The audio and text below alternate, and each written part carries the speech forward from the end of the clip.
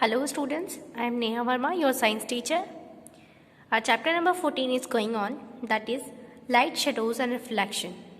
Yesterday we have studied about propagation of light and pinhole camera, and today in this class we shall study about shadows and reflecting surface. So let's start with shadows.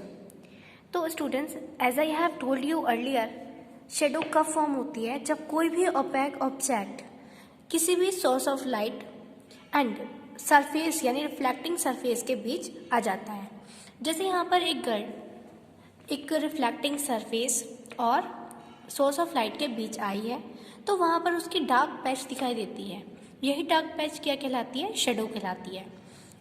So, an opaque object when placed facing the source of light does not allow the light falling upon it to pass through it, resulting in the formation of a dark patch of the same shape.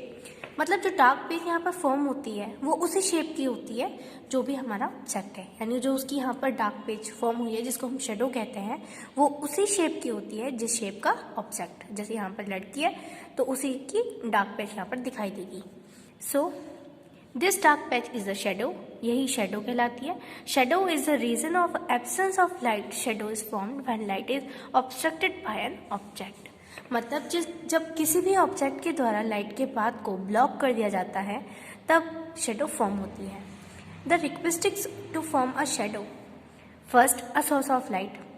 Shadow के form होने के लिए चीज़ें जो ज़रूरी हैं वो है पहला सोर्स ऑफ लाइट, दूसरा an opaque object, guard is an opaque object, and third a surface or screen on the side opposite to the source of light. मतलब सोर्स ऑफ लाइट के ऑपोजिट साइड पर जो screen या फिर कोई भी surface जिस पर लाइट को पास होना होता है, तभी तो ये जो ऑब्जेक्ट है ओपेक ऑब्जेक्ट लाइट के और सरफेस के बीच में आता है, तभी उसकी शेडो फॉर्म हो जाती है। ठीक है, मतलब बेसिकली शेडो है क्या? शेडो यही है कि जब किसी भी लाइट सोर्स से आने वाली लाइट जब किसी सरफेस पर पड़ती है, सीधी सी बात है, वही रिफ्लेक्टिंग सरफेस यानी लाइट रिफ्लेक्ट करती है और हमें वो चीज़ दिखाई देती है। बट अगर उसके बीच में कोई ऐसा ओपेक ऑब्जेक्ट आ जाए जो लाइट के पाथ को ब्लॉक कर देता है, यहाँ पर लड़की के आने से लाइट का पाथ ब्लॉक हो गया है और उसी की डार्क पैच यहाँ पर दिखाई दी जाती है सरफेस पर। ठीक है, इसलिए हम अपनी शेडो, अपनी छाया को देख पाते हैं। Now formation of a shadow and it's characteristics. एक शेडो कैसे फॉर्म होती है और क्या क्या उसकी विशेषताएं होती है, क्या क्या उसकी कैरेक्टरिस्टिक्स होती है। So first is here, shadow is formed when light falls on an opaque object and the path of the light is obstructed. मतलब पहला की शेडो तब फॉर्म होती है जब लाइट किसी ओपेक ऑब्जेक्ट पर फॉल होती है and the path of light is obstructed, और लाइट के पाथ ब्लॉक हो जाता है। ठीक है, second, shadow is formed on the side opposite to the source of light. हमेशा फॉर्म होने वाली शेडो सोर्स ऑफ लाइट के ऑपोजिट डायरेक्शन में फॉर्म होती है। Third, shadow is the region of absence of light surrounded by illuminated region. Fourth, the source of light, the opaque object and its shadow, all three are in the same line showing that light traverse an straight line. ये तीनों यानी जो source of light है, दूसरा opaque object और तीसरी surface, ये तीनों एक ही लाइन में होते हैं, जिससे कि ये शो होता है कि लाइट स्ट्रेट लाइन में ट्रैवल करती है। नेक्स्ट है शेडो इज इरेक्ट। जो शेडो फॉर्म होती है वो हमेशा इरेक्ट यानी सीधी होती है, वो कहीं से भी उल्टी यानी अपराइट नहीं होती। Shadow is not inverted as in the case of image formed on the screen of a pinhole camera. Next, shadow is dark irrespective of the color of the object or the color of the surface on which the shadow is being formed। हमेशा जो shadow का colour होता है वो dark ही होता है, चाहे object का कलर कुछ भी हो, लेकिन जो उसकी शेडो फॉर्म होती है वो ब्लैक कलर की, डार्क कलर की होती है। Seventh, outline shape of the shadow is the same as the shape of the object obstructing light. Next, brighter the light darker is the shadow. जितनी ज़्यादा light bright होगी उतनी ही ज़्यादा dark उसकी शेडो होगी। Next, size of the shadow may be the same as the size of an object when the object and the screen on which shadow is formed are touching one another and source of light is directly facing the opaque object। Students, जो shadow का size है वो depend करता है object के और source of light के बीच की डिस्टेंस पर। आपने देखा होगा कि कभी भी जब हम लाइट के पाथ में आ जाते हैं तो हम लाइट के पाथ में जितना पास हम आएंगे उतनी ही बड़ी हमारी शेडो बनती है, और जितना हम सोर्स ऑफ लाइट से दूर होते हैं उतनी छोटी हमारी शेडो बनती है। Next, at sunrise and sunset The shadows are long when the source of light is on one side of the object and shadow is short when the sun is overhead at noon.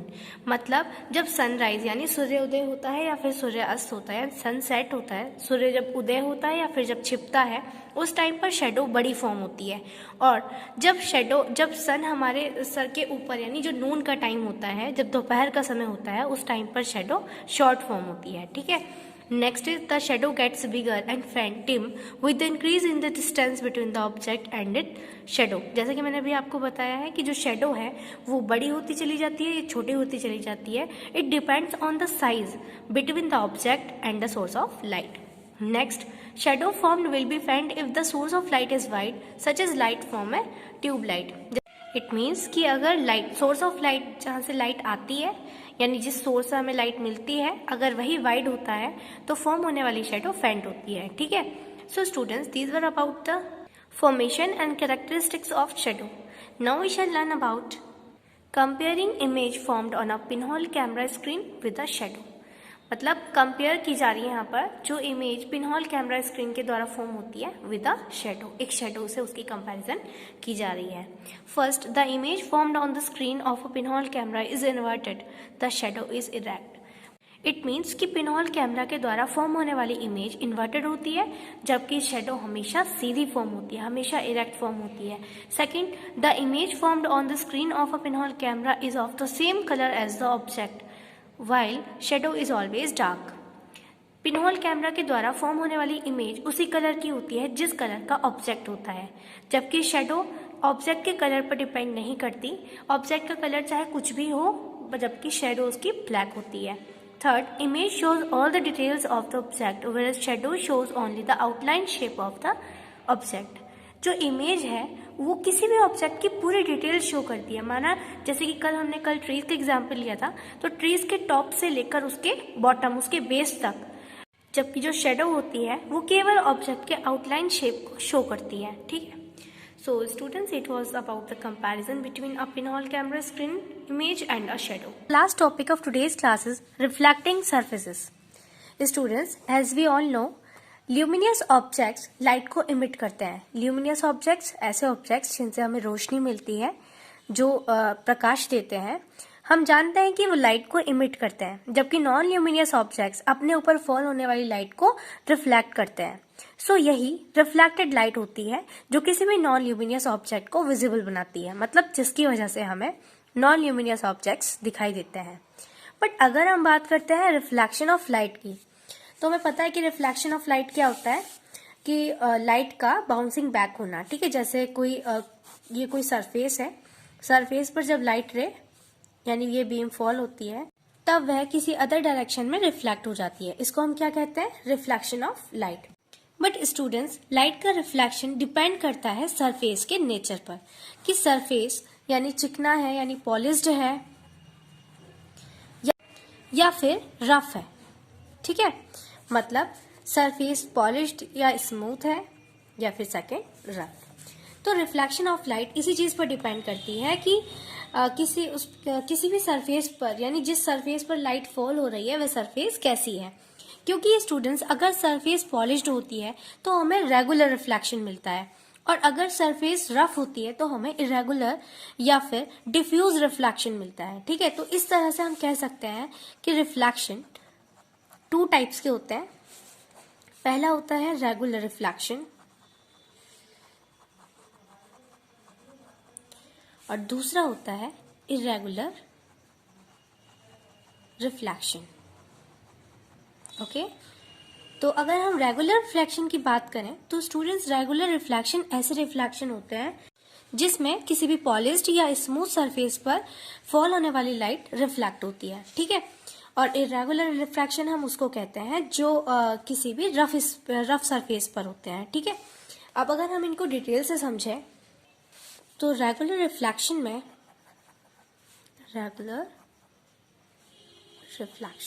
इसमें क्या होता है कि जो surface होती है वह surface polished होती है यानी चमकदार होती है। ठीक है।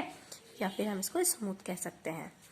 तो जब बीम्स ऑफ लाइट इस पर फॉल होती है यानी लाइट रेज पे फॉल होती है, ये एक दूसरे के पैरेलल फॉल होती है और होता क्या है कि ये एक ही डायरेक्शन में कंसंट्रेट हो जाती हैं, यानी पैरेलल निकल जाती हैं। तो इस तरीके से जो रिफ्लेक्शन होता है लाइट का, वह रिफ्लेक्शन कहलाता है रेगुलर रिफ्लेक्शन। दूसरा होता है हमारा इरेगुलर रिफ्लेक्शन, या हम इसको कहते हैं डिफ्यूज्ड रिफ्लेक्शन। डिफ्यूज्ड रिफ्लेक्शन ऐसे रिफ्लेक्शन होते हैं जिसमें किसी रफ सरफेस, ये हो सकती है हमारी रफ सरफेस, ठीक है।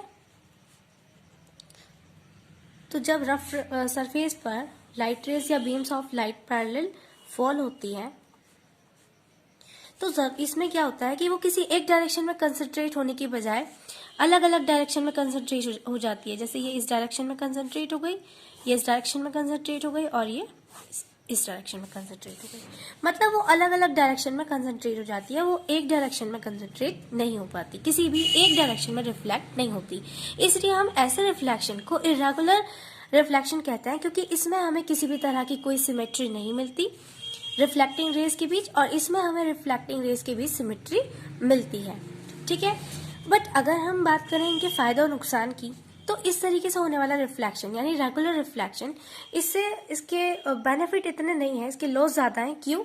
क्योंकि अगर हमारे पास इस तरह का रिफ्लेक्शन हमें मिलता है, जो व्हाइट बोर्ड होता है जिस पर हम मार्कर से लिखते हैं, तो जब उसमें क्या होता है कि उसमें हमें कुछ स्पॉट्स दिखाई देने लगते हैं जब उसमें लाइट फॉल होती है, ठीक है। क्यों?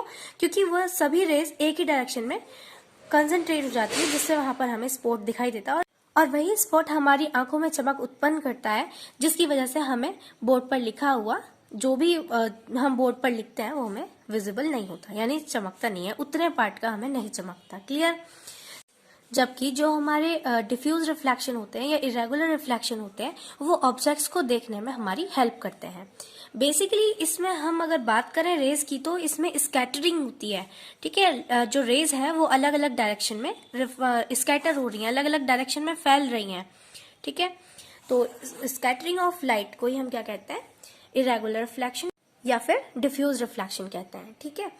सो reflection of light depends on the nature of the surface. मतलब लाइट का रिफ्लेक्शन सरफेस पर डिपेंड करता है कि सरफेस रफ है यानी खुरदरी है, या फिर पॉलिश्ड है मतलब चमकदार है, स्मूथ है, ठीक है। तो वही सरफेस पर डिपेंड करती है, सरफेस से होने वाली लाइट का रिफ्लेक्शन रेगुलर भी हो सकता है, इरेगुलर भी हो सकता है, but depending upon the nature of the surface. अगर सरफेस पॉलिश्ड है या स्मूथ सरफेस है, तो उससे होने वाला रिफ्लेक्शन रेगुलर रिफ्लेक्शन होता है, ठीक है। So, reflection of light from a smooth surface is a regular reflection। मतलब किसी भी स्मूथ सरफेस से होने वाला रिफ्लेक्शन रेगुलर रिफ्लेक्शन होता है। So, a beam of light striking a smooth surface is reflected back as a beam. The ray of light received on a mirror are reflected and received on a wall as a bright spot. It means कि एक चमकता हुआ spot वहां पर visible होता है, जिसके कारण जैसे बोर्ड जैसी जगह पर हमें कुछ भी लिखा हुआ समझ नहीं आता। So it is because of regular reflection. ऐसा रेगुलर रिफ्लेक्शन की वजह से होता है that you see your image in a mirror or highly polished smooth surface. Second, reflection of light from a rough surface. किसी भी रफ सरफेस से होने वाला रिफ्लेक्शन क्या कहलाता है? इरेगुलर रिफ्लेक्शन कहलाता है, या फिर जिसको हम डिफ्यूज रिफ्लेक्शन भी कहते हैं। And the light is scattered all around, और लाइट सभी डायरेक्शन में स्कैटर यानी फैल जाती है। It is the scattering of light that help us see the things around us. With the sunrise, there is light in your room even through sun rays may not be reaching your room directly. This is all due to scattering of light. मतलब जब sunrise होता है, सुबह में सूर्योदय होता है, तब उस टाइम पर सन रेज डायरेक्टली हमारे कमरे में नहीं पहुंचती, बल्कि ये सब किसके कारण होता है? लाइट के स्कैटरिंग के कारण। So students, I hope you have got all the points. So keep it here for today, and in the next class we shall continue from here and we'll complete the chapter. Till then, keep revising. Bye bye. Take care.